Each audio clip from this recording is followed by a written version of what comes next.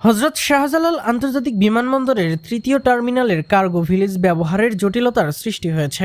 প্রকল্পের নির্মাণ কাজ বাবদ ১,০০০ কোটি টাকা বকেয়া রয়েছে বলে দাবি করেছে ঠিকাদার প্রতিষ্ঠান।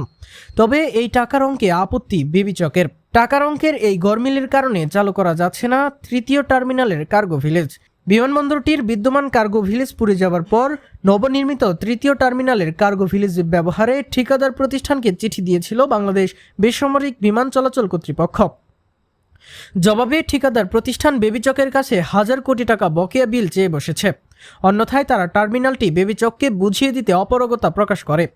মঙ্গলবার ২১ অক্টোবর বেলা ১১টায় বেবিচক সদর দপ্তরের এক সংবাদ সম্মেলনে এসব তথ্য জানান বেবিচক chairman air vice marshal Mohammad Mustafa Mahmud Siddique. Shahjalal বিমানবন্দরের আগুনের ঘটনায় এই সংবাদ সম্মেলন আয়োজন করা হয়।